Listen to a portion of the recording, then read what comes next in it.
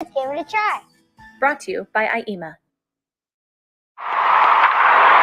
Today's highlight is Team Pancho Votivo Seed Treatment from BASF, the official corn seed treatment of the Field of Dreams movie site. And boy, have they racked up the wins this season. From the very beginning, that defense was locked in. Strike three, you're out.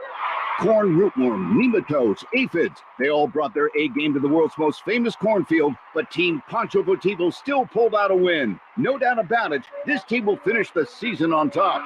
Always read and follow label directions. Your friend in Central Illinois, WHOW. Top of the morning. Thanks for being with us. I'm your host today, Seth Lawrence. The WHOW Morning Show streams to Facebook and YouTube. It's brought to you by Peterson Insurance, your Pekin Insurance agent in Clinton. Big conversation this morning. Sheriff Mike Walker, State's Attorney Dan Markwell in studio with us today. We're going to be breaking down the safety legislation in Illinois that is set to go into effect on January 1. Sheriff, how are you? Wonderful, Seth. Happy to be here. Well, what'd you do to your elbow here, Sheriff? Come on now. Well, I'm getting old. Had to have surgery. Tennis elbow. Had a tear in it. Got it taken care of a few weeks ago. So I'm on the mend. So. You're going too hard these days. I guess. Sounds like I guess. You gotta peel it back a little bit. Scale down some. Well, I don't know about that. Okay. Mr. Markwell, how are you? Morning, Seth. I'm doing well. It's always good to have you in studio with us. And all right, guys, safety legislation. This is going to go into effect January 1. Mr. Markwell, let's start with you this morning. What is this legislation? We have heard so much about it. I'm sure there's all sorts of angles people are hearing and reading on this. From your perspective, what's this all about? Well, Seth, this so-called Safety Act that was brought forward, it started back in 2019, and when the bill originally started, it was only 7 pages long, and it basically focused on voter registration for people that were incarcerated. Mm-hmm. Fast forward up to 2021, they made an amendment to the bill, jumped it up to 611 pages, I think, and then 2 days later added about another 150 pages, and at 4:30 in the morning on the last day of a lame duck session, they passed this. Mm-hmm. So, of course, the State's Attorneys Association didn't have a chance to review it, the Sheriff's Association, and that's the bill that ultimately the governor signed and is going to go into law in January of 2023. And what is in this legislation? Well, there's a lot of stuff in there. It deals with elections. It deals with civil actions. It deals with whistleblower provisions, criminal law. It's all over the board. And that's one of the issues. The sheriff and I and approximately, I think, 58 other counties now have filed lawsuits against the governor, the Speaker Welch, Senate President Harmon, and the governor. Basically alleging that this statute's unconstitutional. And there's a variety of reasons for that. One is they violated the 3 readings clause in the Illinois Constitution. They violated the single subject clause of the Illinois Constitution. It violates the separation of powers and the sureties provisions of the Constitution, and it's unconstitutionally vague. Mm-hmm. So currently we've filed suit, and the Supreme Court has agreed to consolidate all those actions up in Kankakee County. Mm-hmm. And Kankakee, they were the first county to file suit. So that's why we all went there, because they were already ahead of the game. They had it set for basically scheduling up there. Mm-hmm. We thought that was the best way to get this ruled on and potentially in front of the Supreme Court in the near future. Okay. So that's kind of where we're at procedurally. And we're hoping to have a scheduling and briefs and rulings before the end of the year on that. Mm-hmm. So we'll have a decision on that. If the judge that's going to hear that case finds in our favor and finds that it's unconstitutional, we've also asked for an injunction to be set by the judge. If that happens, for the counties that have sued the governor in this cause, they would be enjoined from doing that. So what would happen basically come January 1st, if the judge agrees with us, that law will not be in effect in this county or the other counties that filed the suit. Okay. Now for the rest of the state, they're going to go with the Safety Act as it's been currently passed. Okay. and that'll be the standing of things until the Illinois Supreme Court has a chance to hear it and rule on it. But those are basically the bullet point issues that we've raised. You said it's a vague bill. What's vague about it? Well, the problem is, I get a chuckle It from was the it was written by legislators. That's That's the start. well, it puts everybody. It really doesn't specify what we're supposed to do.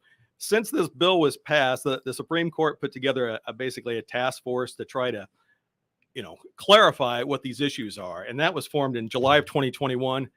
They still don't have definitive recommendations. So what we're going to be left with on how to implement this thing, we got 102 counties in this state, and every county is going to end up doing something a little bit different based on their interpretation, because it's not specifically set forth. When is a person in custody? Is that the time the police come in contact with them? Is it at the time that they're apprehended, taken to the police station? There's a lot of different things like that. It's just not spelled out. So what we're going to end up with, if this goes into effect in January, is we're going to have people that are going to be held in custody, and then we're going to have lawsuits flying left and right, people arguing that they shouldn't be detained because they're not going to have the ability to post bond anymore. Well, and that's so posting bond is a big part of this. Talk a little bit about that process, that going away. And now you have to have hearings within a certain amount of time, even on holidays. This is going to add, I know you addressed the county board about this. It was more of a budgetary conversation, but this impacts the victims, from what I understand. So how about how quickly some of these charges get turned around, and some of the things you have to do there?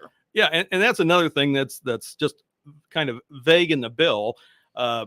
So come January of 23, cash bail is going to be abolished in this state. So you're either going to be held in custody with no possibility of posting bond, or you're not going to be held.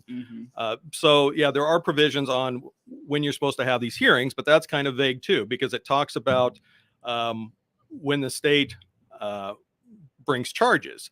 So it's kind of unclear to a lot of people. Do formal charges have to be brought? And of course, if that happens, those could be filed at the clerk's office. And when I brought this up to the county board, my concern was, are we going to have courthouse personnel come in on the weekends to be able to file charges? One of the provisions is that the state's attorney has to reach out and contact the victims who have a right to be present. Well, if we're going to have victims coming in, the courthouse has to be open, which means we have to have court security, which affects the sheriff's office and obviously affects everybody's overtime budgets. If we have to go to court, we're going to have a public defender there. We're going to have a court reporter there. We're going to have a judge there. And that affects everybody. Right. And, I've talked to other state's attorneys and I've talked to other judges. Everybody interprets that a little bit different on when you're going to do that.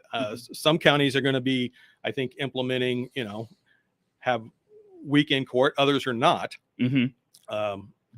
Again, our guest in studio, DeWitt County State's Attorney Dan Markwell, DeWitt County Sheriff Mike Walker. We're talking safety legislation here this morning.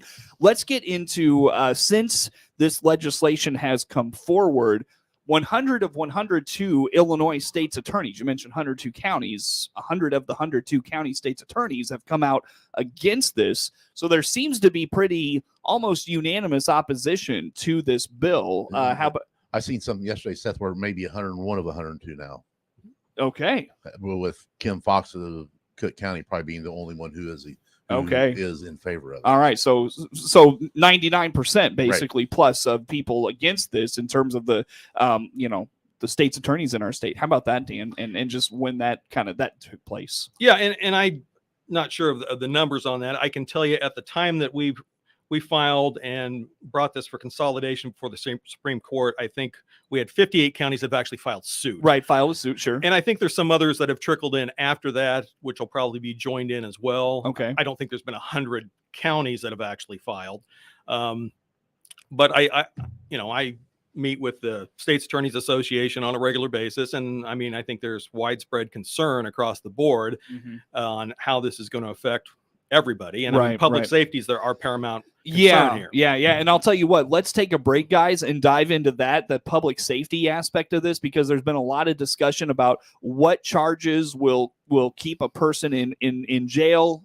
What charges will they be released on? Let's kind of dive into the ins and outs of those. Again, our guest in studio this morning, DeWitt County State's Attorney Dan Markwell, DeWitt County Sheriff Mike Walker, our guests in studio. More to come with them on the morning show.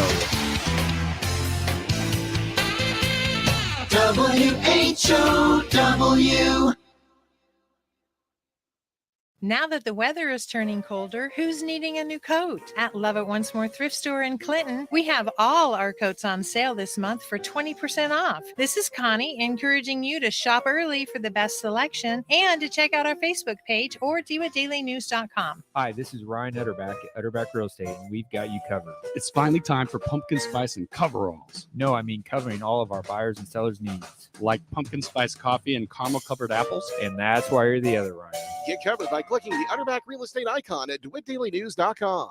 The year was 1946. A group of Clinton area residents decided it was time for the DeWitt County seat to have its own radio station. After over a year of work, WHOW, the Big 1520, signed on August 2nd, 1947. WHOW has provided 75 years of service to Clinton, DeWitt County, and Central Illinois ever since. And since it's the station's 75th anniversary, it wants to celebrate. We're inviting you to our WHOW 75th anniversary banquet taking place Saturday, November 12th at the Clinton Country Club. We're footing the bill for everything: the venue, entertainment, food, everything. And we'll debut the showing of the WHOW 75th anniversary video. Social hour starts at 5:30, dinners at 6:30, and the debut of our WHOW 75th anniversary video at 7:30 that night. The evening includes entertainment by country singer Gracia Harrison and a delicious plated pork chop meal with all the trimmings. There'll even be a special WHOW 75th anniversary cake to enjoy. This special night will be a fundraiser,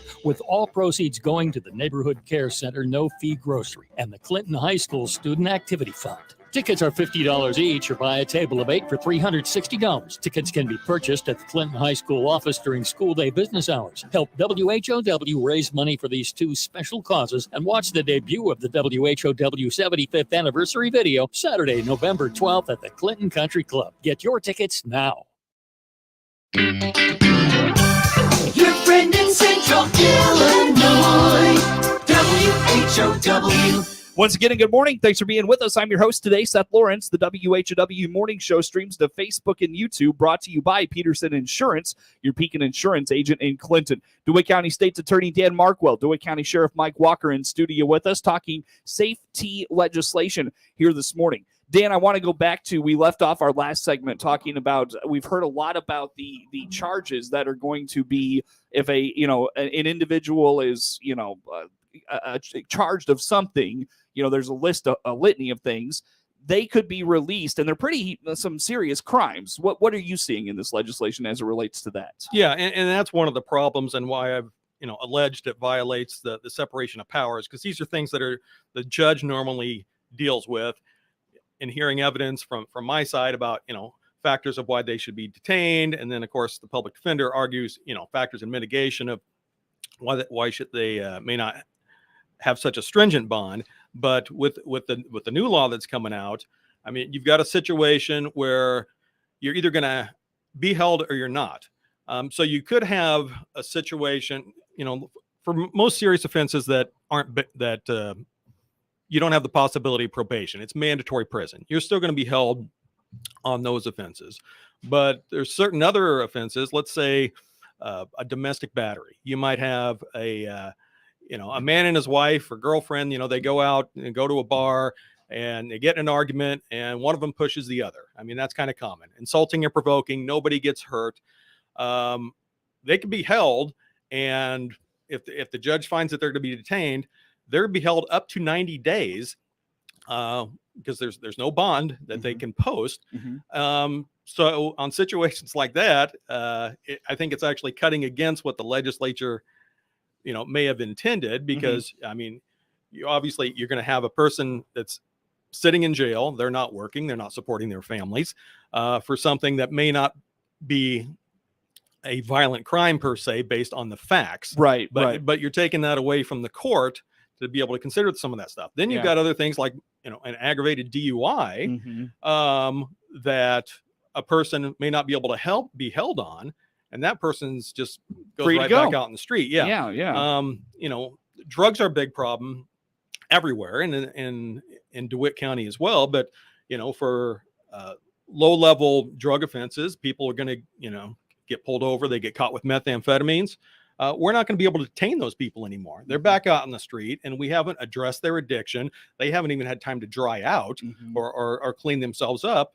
So if they're back out in the street, probably going to be committing more crimes. And one of the things we see with drugs offenders is they're out, committing thefts, committing burglaries, things like that to support their habits. I've seen like arson, second-degree murder. There's like some provisions where you have to prove that, like, if a person is accused of, is it second-degree murder? Like, they are a threat to a specific individual, right? Right, and that changes the law as it is now, because right now we would argue that they're a danger to the public in general. Right. But now, if we can't show a specific identifiable person, that they're going to be on the street. Okay. Same thing for like a burglary. That's a class 2 felony.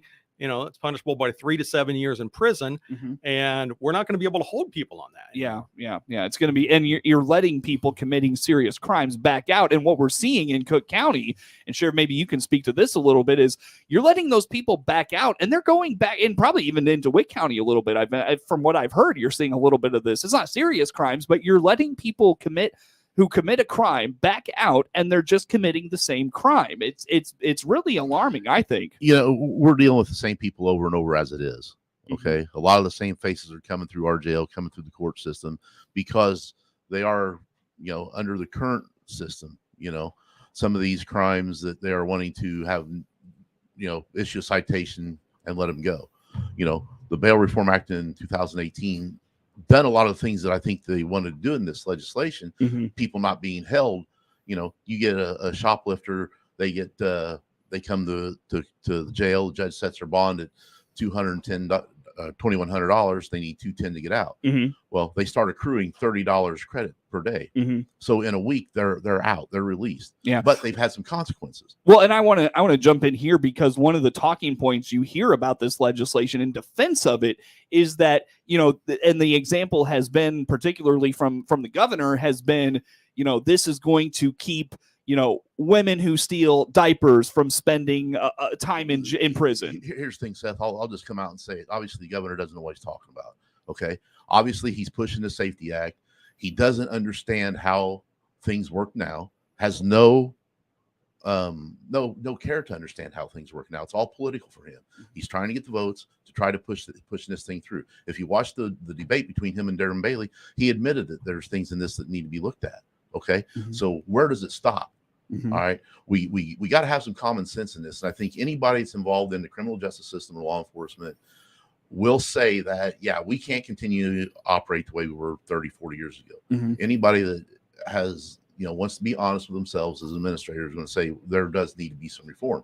But when you start putting together legislation based on these different things, and you don't let the Sheriff's Association, the chiefs of the police, the FOP, Labor Council, public defenders, you don't let everybody has taken this have a seat at the table. You might as well be going to a plumber and asking him how to do work as a proctologist, because it's the same thing. Sure. Dan, anything you want to add to that? I think that kind of sums it up. But get back to our prior discussion. We're talking about that people are going to get released.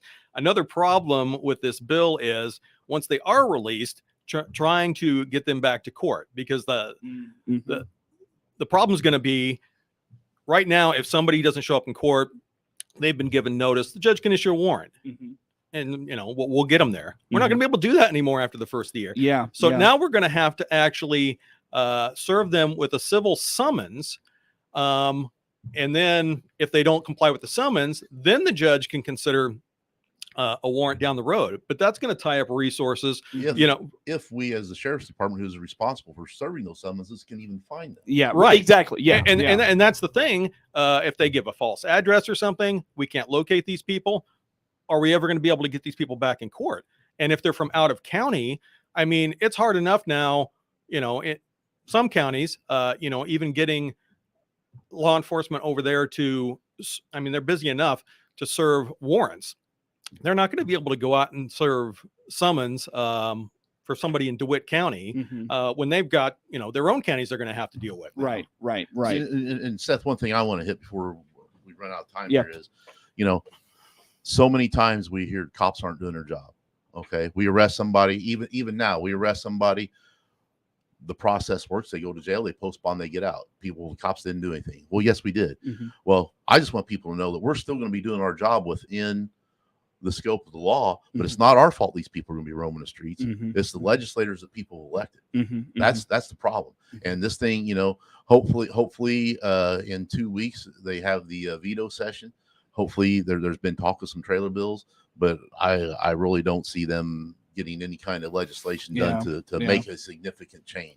What did I miss, guys? I've got about a minute and a half here. What I missed, Dan? Well, just to play off of what Mike said there. I mean, there are some trailer bills. One of them, Senator Scott Bennett from Champaign introduced a bill which would correct a lot of these things. But unfortunately, at the core of it, it's still going to be unconstitutional because the Constitution of Illinois, requires sureties, which are bonds. And you can't change the Constitution by legislation. It's got to be done by referendum. So no matter what kind of changes they put in this, unless they take it to the voters and they say, we want to get away with cash bail, it's never going to get fixed. Sure. Mike, final thoughts from you? Well, and the thing is, when we talk about constitutionality, the sheriff is a constitutionally elected official. It's spelled out in the Constitution what we're here to do. We are here to uphold the Constitution of the state and the United States. And that's the reason why when we decided to do this, I was 100% in on it, because you know what? I'm elected to protect the people of DeWitt County, and that's what we're going to do. This thing has so many ripple effects. We can't get people, we can't get people to apply for jobs. I got 2 openings right now. We have people apply, you call them, they don't call you back, or they're not good candidates. Sure. And that's nationwide. So. Sure. Guys, thanks so much for the conversation. It was great conversation. We'll talk to you soon. Dan Markwell, DeWitt County State's Attorney, Sheriff Mike Walker in studio with us. The morning show streams to Facebook and YouTube, brought to you by Peterson Insurance, your Pekin Insurance agent in Clinton. WHOW. With SRN News.